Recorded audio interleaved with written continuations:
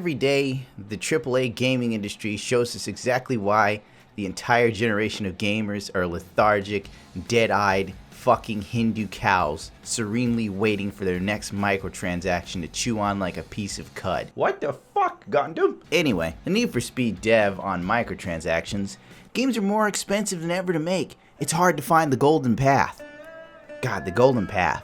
Isn't that what Siddhartha Gautama was on? That leads you to total enlightenment?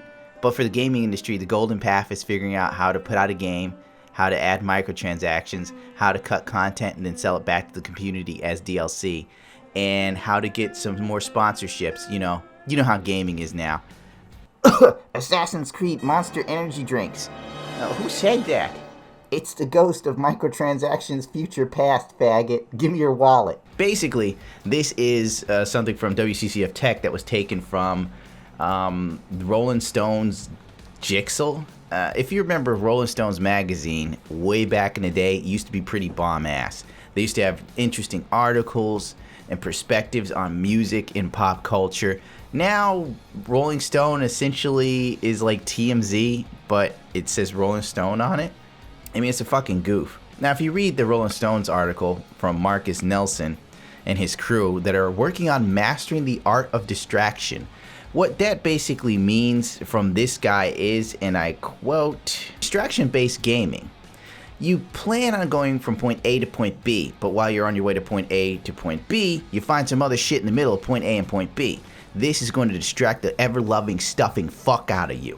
This, hopefully, will distract you so hardcore it'll prolong the gaming experience. And meanwhile, while you're distracted by this shitty-ass side quest that's really just another generic fetch mission, because that's all open world games are now, just fucking endless fetch quest. What the fuck? I play video games, dude, to escape fetch questing. My life is a fucking fetch quest. Do you not understand me, EA? I want to be a hero. I don't want to play a game where I'm another shit snack, grabbing some shit for some motherfucker lording over me like some sort of god on a managerial salary. Go fuck yourself. I'm the Dragonborn. I'd like to apologize for that moment of rage. It was highly unprofessional. I will punish myself later by watching only the hottest lesbian Japanese porn, but it will be censored because I'm a masochist. But anyway, back on point. I was going to point B, and this is right in front of me. There's a billboard, there's roaming races, and it moves you. Oh shit, now I'm really far away, but I have new parts, and that takes you into maybe a drift race. There is so much for you to do in this world. Those are direct quotes, except for the part screaming about fetch quests. That was all me. So these butt plugs of epic proportion, who I can only assume were employed to do this game, it's one of EA's trusted devs. What was it? Slightly Mad Studios. If you remember, Slightly Mad Studios was destroyed by EA, but then they got back together and then started making Project Cars. Slightly Mad Studios made two of the most famous and most popular Need for Speed games. EA signed Slightly Mad Studios to do a third one. They're like cool beans. Then EA cancels the game and destroys the studio and go, we're going in a different direction. I can only assume that that different direction is this piece of shit right here. Take him out, Ty.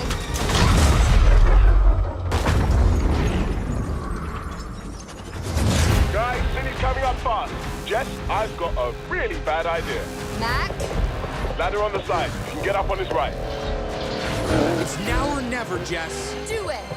This right fucking here. An open world, play as served, distraction-based gaming, and these are all industry buzzwords, game that's basically designed to get you to use microtransactions. It's always the fucking end game is microtransactions. And if you read this article verbatim, you will see that these guys aren't really making this game out of love. It's basically a checklist game. Like, here we go right here. Here's a great quote. We've been making Need for Speed for such a long time, talking to fans about what they want and like in the game, and thinking about where we need to take it to be popular. Right there. to be popular, where we need to take it to be popular. This isn't a game made out of a love for racing or being a gearhead. This is a game where they're just going by checks and balances, by industry stats, by focus groups, and then going, okay, have we covered all the generic bases for the motherfucking game so that we can make the maximum amount of money we think we'll get from basically following the fucking rules? I mean, really, it's disgusting. This reads out as an omission of retardation, simply because I don't think that the dev was well versed in how to explain their game without giving away their true ulterior motive. This game is about taking the best of Need for Speed and putting it into an open world, and that we are an action-based driving game, an edge-of-your-seat driving game. This isn't a sim about shaving seconds off of your time. To achieve all of that, the teams first worked on building a cast of 3 key characters that players can identify with and who, in theory, could help extend the universe across multiple games. Now we've just moved on to phase 2 of the douchery games as served. They want to create a cast of characters that are generic, broad, and likable by a large amount of people, so that they could, in theory, make a Need for Speed version of Fast and the Furious. Because later on in the article, or somewhere in here, because I was reading it, they were talking about how this game is supposed to play out and make you feel like you're playing through the lens of a Hollywood movie. So once again, it's about selling you an experience that hopefully you'll buy into. You know, nice big explosions, crazy distractions, the fact that an 18-wheeler can outrun a Shelby Mustang on some alternate universe where 18-wheelers are faster than a 600 brake horsepower fucking American muscle car. I don't know, I don't work there. I mean, it's really just garbage.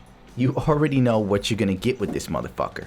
Even when you look at the E3 trailer, you could tell that Need for Speed Payback was a by-the-books, mass-appealing, casual-based game that looked like nothing more than riding off of hype bullshittery.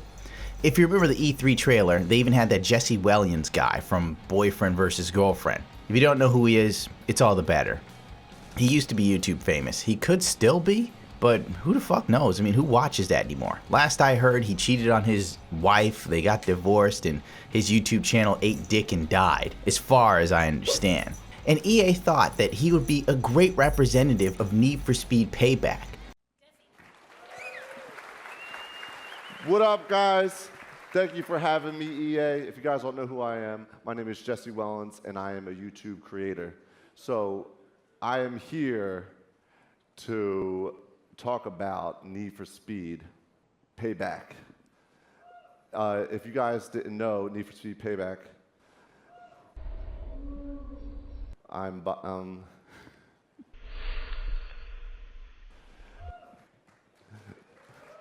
yeah, it's a great game. I'm a YouTube creator. Need for Speed Payback, it's coming out. I got my boy Marcus, executive producer here. He is the producer of the game. Thank you, Nick, for having me. Thank you, Nick. Hey, man. Thanks, Jesse. How is he even associated with the gaming community? I mean, the guy did pranks having his girlfriend piss all over a floor. What the fuck does that have to do with gaming? But EA and all of their brilliance, hypervigilance, and endless money spending on PAR thought he was a good choice. And honestly, he was. His moronicism, lack of charisma, and clear inability to handle a live situation was a perfect culmination of Need for Speed's lackluster gameplay based on explosions and loud hip-hop music. Oh, you sound like an old man, you cook. Hold on, I have to reprimand the doggy. Back! Back! Down! Back, beast! Get away! Shoo! Shoo! Shoo! Shoo! I just wasted so much fucking can air on that fucking dog. You can get high from this. I think, like, if you inhale it purposefully, that could be bad. Leave me alone, dog. Bad. Down. Down. Get the fuck off, dude. Seemingly open world games are becoming almost a necessity in the reality of modern day gaming economics. And with the open world often comes the ability to purchase items in said world. The two, while not always connected, seemingly pair nicely in the view of some publishers. Try almost all of them now, as a dog ruins my shirt. Nielsen then moves on to say, for me, as a game creator, I definitely never think about open world and distraction-based gameplay as how we can monetize the players. I got nothing for that, really. I got nothing. Stop it. Ow! Get out of here. Bitch! Bitch! Well, let's just move on to the meat and potatoes, because the dog is really out of control. Okay, that's it. You just earned yourself timeout time. Nielsen moves on to say, it's clear prices haven't really gone up. That's clear. I also know that producing games is much more expensive than it's ever been. That's mainly because the gaming industry, instead of focusing on story-based gameplay and game mechanics, puts all their eggs in the motherfucking visual fidelity basket. I mean, games don't need to look any better right now. Why can't we just have a good fucking story? Do they not understand that there are still people who play Knights of the Old Republic 1 and 2, still play Mass Effect all the way up to 3? There's still people who fucking play Baldur's Gate, RuneScape, etc. Final Fantasy 11, I think they still have some servers open. It doesn't have to be insane levels of graphics, just good gameplay mechanics and a fucking story, you assholes. When you don't have time for that because your writers are subpar, Hollywood rejects, the best thing you can do is make the game look really, really good and have really cool explosions, because then people will buy the game, and I just don't know what the fuck the thought process is after that as an artist myself. They then move on to say, the game universe is changing in front of us now. We see more people playing fewer games for longer. Engagement is important, but how do we deliver longer experiences? Make better fucking games, dude. Is it that hard? You know, really? Why not make a game out of passion? Why not make a game because you guys want to? Not because a focus group thought this was a good idea, or it needs to be open world because everything's fucking open world now. Why not just focus on making a story you give some semblance of a fuck about? Have they learned nothing from CD Projekt Red and The Witcher? The fucking Witcher had such a great story. They spent so much time and energy cultivating it. They translated it pretty damn well to the game. They made characters that you gave a shit about. Their plight, their existence, what happens to them next. You genuinely give a fuck. With most AAA games, you play it, you don't give a dog's dick about it. You don't care what's going on. You're so removed from the borderline boring story. And God help you, the banter seemed like it was written by some asshole who spent most of their time working on BuzzFeed. The bottom line is that it's very hard to find the golden path that's liked by everyone. See last rant. We make games that are $60 and some might think it's worth $40. What's the value of the package delivered? Something like GTA 5 and GTA Online versus The Last of Us, which you can play through in 10 hours. How do we value that? That's probably a long discussion. The Last of Us, from what I hear, is an amazing story. So much so that it's cultivated a die-hard fan base. A little too die-hard, a little too feminist-centric. I mean, the Last of Us trailer they just released, it looks cool, but the chick in it is buff like a dude. I thought it was a guy at first. And I'm like, what the fuck is this shit? You don't get that buff without hard training. No woman on a strict diet gets ripped like that unless she's pumping iron in between avoiding monsters. How do I know? I hang out with chicks that pump iron, you fucktards. Ugh, don't even get me started on that. Still looked like a good trailer, but really, it was a little too fantasy driven there. Fuck you, Gundam. I bet you love Xbox. He then goes on later to say, when you finish a race, you get a card drop. There are 3 cards, and you pick one of them, and that's randomized, and you can equip that card to your car, send it to the garage, or sell it for cash, or recycle it. There are also shipments in the game. That's the core economy.